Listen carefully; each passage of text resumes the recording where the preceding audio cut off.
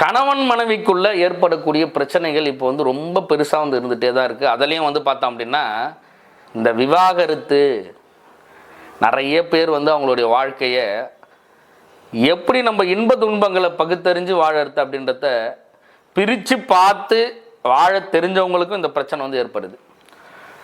கிரகாச்சார ரீதியாக பார்த்தோம் அப்படின்னா ராகு தோஷத்தில் இருந்தாவோ, ராகு நீச்சமாக இருந்தாவோ, இல்லை ராகு தசாபுத்தியில் நடந்தாவோ கண்டிப்பாக அவர்களுக்கு இடையில் வந்து இந்த மாதிரியான சண்டைகள் இருந்துகிட்டே இருக்கும். விவாகரத்து பிரச்சனைகள் நிறைய வந்து ஏற்பட்டுகிட்டே இருக்கும். அது மட்டும் இல்லாமல் கூடிய நண்பர்கள் எல்லாம் வந்து பிரிவாங்க. நீங்கள் யார் கூட நெருங்கி பழகிறீங்க அவங்க வந்து பிரிஞ்சிருவாங்க. ராகு நடக்கிறாரு அப்படின்னா கிரகாச்சார ரீதியாக நம்ம பார்க்கும்போது புரிதல் இல்லாமல் பிரிகிறவங்க வேற, கிரகாச்சார ரீதியாக பிரிகிறவங்க வேற.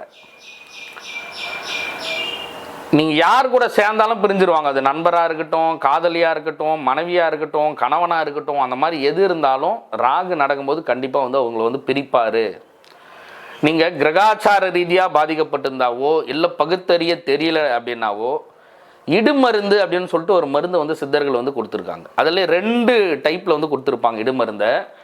ஒன்று உடலை கெடுக்கக்கூடிய மருந்து, அது வந்து நிகழ்கால சித்தர்கள் கொடுத்தது. அகஸ்தியர், காலாங்கி, போகர், கருவூரார் இவர்களுடைய காலத்தில் வந்த இடுமருந்து அவங்க உடலை எந்த வகையும் தீங்கு விளைவிக்காது, உடலுக்கு நன்மை அளிக்கும். நம்மளை யார் நம்பியிருக்காங்களோ அவங்களோட பரஸ்பர அன்பை வந்து உருவாக்கக்கூடிய மூலிகைகளை கொடுத்துருக்காங்க.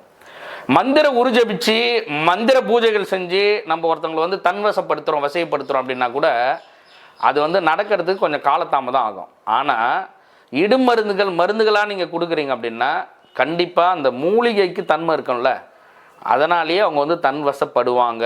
ஆனால் ஒரு சிலருடைய உடல் வாகுக்கு ஏற்ற மாதிரி 1 மாதமோ 1.5 மாதமோ 2 மாதமோ நாள் ஆகும் தன்வசம் ஆகிறதுக்கு. அது வரைய நீங்கள் வந்து பொறுத்துட்டு இடுமருந்துகள் கொடுக்குறீங்க அப்படின்னா எப்போதும் பரஸ்பர அன்போடு வந்து வாழ முடியும்.